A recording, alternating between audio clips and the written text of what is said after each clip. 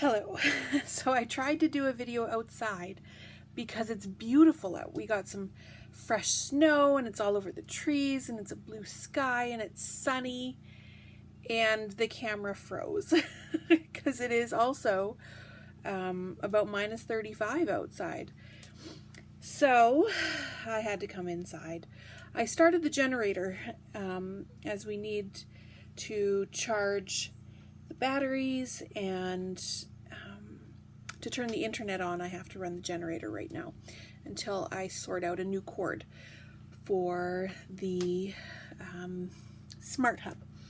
So I'm going to restart, and it didn't save the video when it died outside the camera. So I'm going to restart. That plus side of all of this is it's really nice inside right now with the wood stove going and the propane furnace going. So I had just finished chores, and chores right now are really minimal because we got rid of most of the livestock in preparation for winter, understanding that I really, at 9 months pregnant, would not be in a position to be doing all the normal chores that I would, including feeding and watering chickens and pigs. So chores are minimal. The sheep have their snow and hay and straw, and they're happy. And chores right now involves feeding the ducks and the dogs and the cat. So I went outside to do that, and I'm going to show you a little video sometime soon of the shelter that we've made for the puppies. So all the puppies are outside now, and it is cold outside. It's very cold outside. However, they're all doing great. I've been checking on them regularly, and they're all fantastic. Now, Lily's puppies are a week older than Mina's puppies, and they have a shelter filled with straw and a yard, and we've got covering over the door to their shelter, and they're doing fantastic. They're very fluffy. And so part of my chores is feeding them. And then with Mina's puppies, she's in a pen in the sheep pen. So there's a smaller pen inside the sheep pen, and there's a shelter there that I use for lambing. Now the shelter is technically an open air shelter, so it's covered and it has walls, but two of the sides don't have walls. And so what I've done is I've tarped in the one side, so only one side is open. And for Mina, that's plenty of shelter. She is a breed of dog that's kind of claustrophobic, so she doesn't like being inside, especially small places. But what we've done for the puppies is that we've taken an IBC, which is a great big tote, you call them, and it has a plastic bladder that's made from rigid plastic, semi-rigid plastic. And these IBC totes are just amazing for all kinds of things. So what I've done is I have cut a hole higher up on the tote that Mina can get in, but the puppies can't get out. And so that's fantastic. She doesn't really want to get in, so I've been feeding her in the tote. So she has to get in. So she can jump in, but the puppies can't jump out. On the other side of the tote, there is a small door that the puppies have access to, so they can get in and out of that at their leisure, and that leads to a yard. So it's fully enclosed, and Mina can't get into that yard. So in that yard, I have kibble for the puppies, so they can free choice feed whenever they want on that kibble. So they've always got access to food, even if Mina isn't in there feeding them at the time. Now she's in the process of weaning them, so they need to have kibble constantly. This is working great, and they're warm and dry. There's no way for wind to get at them in there, which would be an issue. It would cool them off too much if a breeze could get at them. So they're warm and dry and fed, which is exactly what we need. And in this cold weather, that's pretty impressive. So I'm happy with how things are working out there. Now, I thought I'd do a video on what we're doing to prepare for baby on the homestead and why I have to be prepared for baby on the homestead. And I apologize. I have been having contractions today, so if I have to stop and take a second, please forgive. So there's one coming right now. It's tolerable though, so I'll just talk through it. So my last two children I had at home. My first two I had in a hospital, and my first two were just typical labors. I was induced for both of them, very long, 21 hours for my first, and my second, my water had broken and I hadn't gone into labor within 2 days, so I was induced, and the induction didn't really work, so it was a gong show. But they were both born fine. And with my third, I really wanted to have a home birth, so I did have a home birth with a midwife in the city, and it was wonderful. Now, the way that they gauge the length of labor is from when active labor starts. So that's when you're having regular contractions that are close together that are progressing.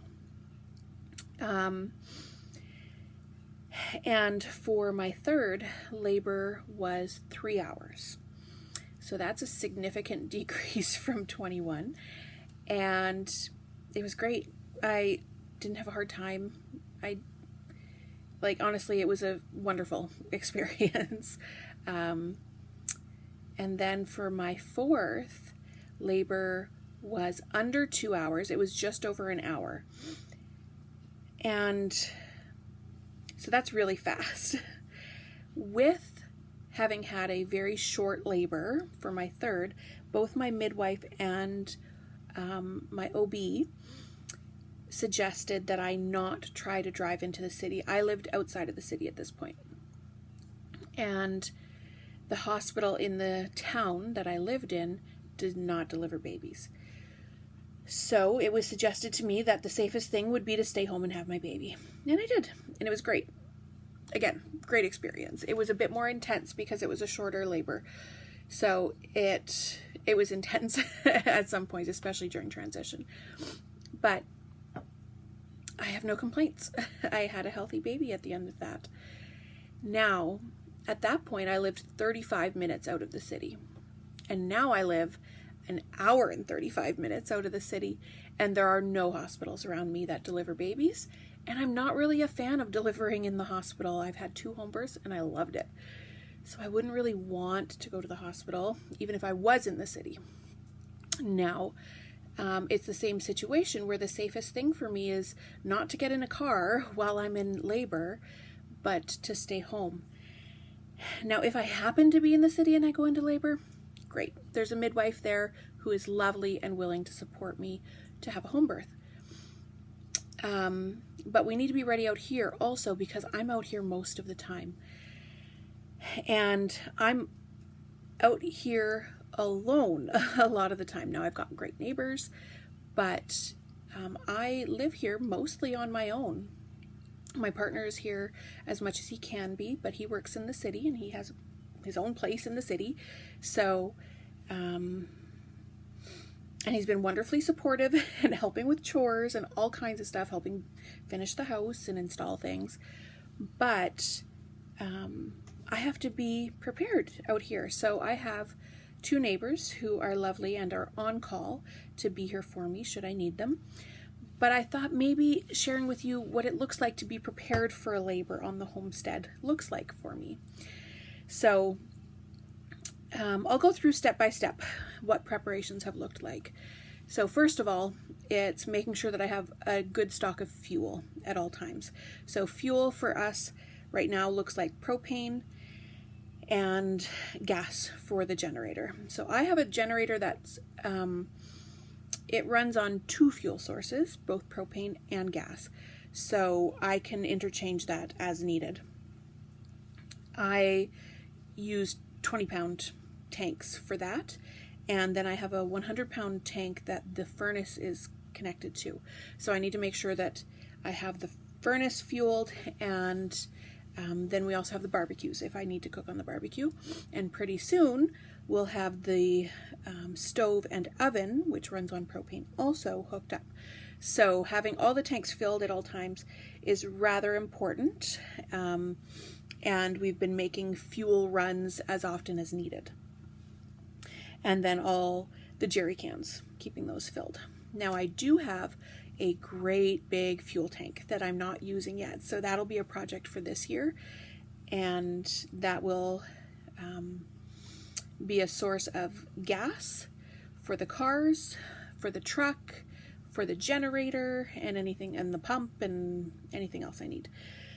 So right now, just keeping the jerry cans and the propane tanks filled is a big part of preparing for labor. Another big part is having access to water. Now that sounds pretty basic, but when you live off grid, that's a big deal. So right now I have a shed beside the house, and I call it the utility shed because it's where the batteries for the solar bank are, and it's where my food storage technically is, and it's where my IBC tote is stored. And the IBC tote, as I was explaining earlier, is this great big 275 gallon container, and that's where I put my potable water. And I've got a spigot on the end of it, and I can just go and fill up my 5-gallon jugs of water from that tote. So one of the important pieces is that I not let that freeze. So I went and got water a week and a half ago, filled it up because I was almost empty, and it did freeze. Go figure. The outside of the tote froze. It didn't freeze solid. So I actually have a heater, a propane heater in the shed, which I am keeping the water thawed with. It's not the best setup, and I have a new plan for water this coming year, and I'm so excited to share that with you, but it's not time to share it with you yet. So keeping water thawed is another way that I'm preparing for labor, and keeping thawed water in the house at all times. So having a baby, having access to warm water is important, both just for the process of labor and then for baby afterwards. So I've been trying to keep a pot of water on the stove at all times to keep it warm, just in case, because we never know when it's going to happen or how fast it'll be. So that's another way that I'm preparing. Keeping the house warm is an important part of preparing for labor, because babies don't do well in the cold. Goes without saying, but it's just a basic step is keeping this house warm. So installing the propane heater was a big part of that. And we also have the wood stove, and keeping that well stocked with firewood. So we did a video a little while ago about how we needed to go and get some more firewood out in the back pasture, and we did. So we brought in about 1/3 of a cord of wood, and with this cold snap that we've been having, it's almost gone. That wood almost being gone now, we need to go and get some more. Now I have enough probably to get me through 4 more days before we need to get some more dry firewood, and that's okay. The chainsaw's tuned up now, so we can go and get some more. Part of how my partner's been supportive, his name is Sterling, by the way. I always just say my partner. How Sterling's being supportive is making sure that I have a good stack of wood in the house at all times. Some of the wood was a little bit wet, so bringing it in allows it to dry off, and the rest of the dry wood, it just makes it easier so that I don't have to carry firewood in. I've got a big belly right now. It's so big. Oh, I don't know if you can see. It's so big. So keeping firewood in the house is one way that we're also preparing for baby, and that's allowing me to keep the wood stove going, which is what I've been cooking on, and part of how I'm heating the house. Now right now it's been -40 at night, -40 degrees Celsius, which is almost the same as 40 degrees Fahrenheit, I recently learned. I believe minus 42 Celsius is minus 44 Fahrenheit. And the reason I know that is I was researching at what temperature propane gels, just in case, because we're approaching that temperature. And with the propane tanks outside, I need to be cognizant that they might freeze up. It hasn't happened though, so that's good. So with the propane, with the temperature that we're at right now outside, the propane furnace has been supplementing, but it cannot heat the whole house to anything more than about 13 degrees. Actually, that's not true. Last night, it would have been about 6 degrees that the propane at full tilt in a house that is just under 500 square feet, it can keep it at 6 degrees, which that's not all that warm. It would keep us alive though, so that's good. So I've been having to keep the wood stove going as one means of preparing for baby. Now there's other things that I'm doing. We have obviously prepared the house with the things that we need for baby. I have cloth diapers, which is my preference. I've cloth diapered all of my children, and part of preparing for baby means I need a way to wash those diapers. I don't have a washing machine working yet, so I have found one. It's a small washing machine, kind of one of those portable apartment-sized ones, and I'm going to be picking that up. And it has a spin dryer on it. Now, I've used spin dryers for years. They work fantastic. Things come out of there almost dry. And then I'm going to have to set up a line across close to this wood stove for drying them the rest of the way. So that's another way we're preparing for baby on the homestead, is having a means of washing diapers. We've been really blessed that we've been given most of the things that we need for baby from friends and family and community members who have had babies recently and don't need those things anymore. Now, this is my 5th baby, and I'm pretty well attuned to what I need and don't need for a baby. And there's a lot out there you don't need when you're having a baby. So I'm avoiding all of that. I live in a tiny house. I don't have room for all the things. So when you go on Pinterest and you research, well, what do you need when you're having a baby? They give you a ridiculous list of all the things you should get. I'm not getting all those things. I live in a tiny house and I don't have room for all of that. And I also know I don't need it. So I'm not getting it. We do have a bassinet for baby, and I mostly co-sleep. So I like sleep a lot. And that means for all of my children, they have slept in the bed with me and they've been safe and they nurse at their leisure. As they get a little bit older, I don't even have to wake up for them to nurse. They just help themselves, which is fantastic. And, sorry, third contraction in this video. They're getting closer together. Maybe we'll have a baby today. Maybe not. It's been start and stop the whole time, so who knows. That's a pretty good one, though. So we have lots of clothes that have been given to us for baby and blankets. A rocking chair, which for me is an important part of having a baby. A nursing pillow, and we got one of those cute little flower things that goes in the sink for washing the baby, and it's like a sponge that they sit on rather than having a baby bath for baby. So a lot of space-saving ways that we've prepared for baby. And then there's actual birth supplies. So there's things like pads with witch hazel. They're called padsicles, that are ready to go. And I have a whole bunch of medications that were given to me to use on loan from the midwife that I have the support of. And this is like a birth kit just to have on hand for emergencies for hemorrhaging.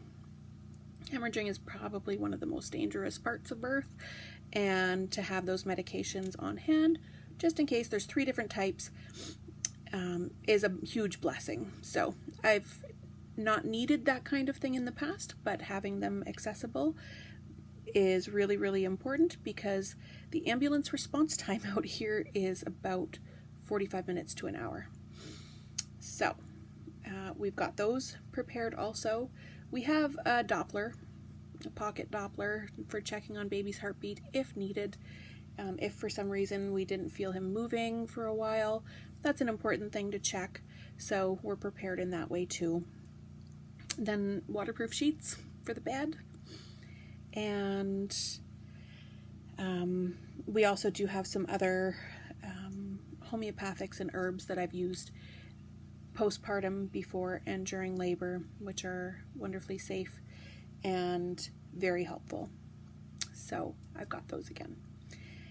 And that's how we've been preparing for baby. Like I said, we've got some friends and neighbors on call for coming out to be supportive if necessary. And other than that, it's life as usual on the farm. I'm not doing that much lately, not able to do that much lately.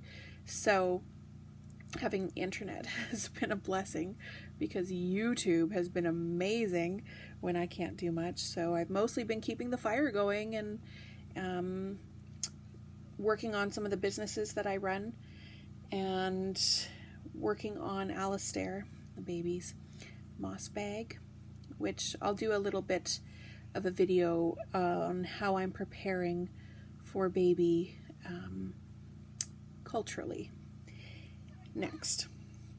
But I've been working on his moss bag. I just have one little thing left to do, which is putting a couple tabs on the front for the lacing to go through. And that's like a swaddling bag for babies. So I'm finishing up with that today, and that's about it. We don't really see birth as a medical event. I mean, it can become one, and so we're aware and careful about our planning, being out here in the bush, but we're also pretty relaxed about it, or I'm pretty relaxed about it. His dad is not relaxed about it. There's nothing I can do about that. Poor guy, it's his first. So that's how we're preparing for a baby on the homestead. We've got everything that we need for him. We've got fuel, we're warm, we're fed. That's how you get ready for a baby on the homestead.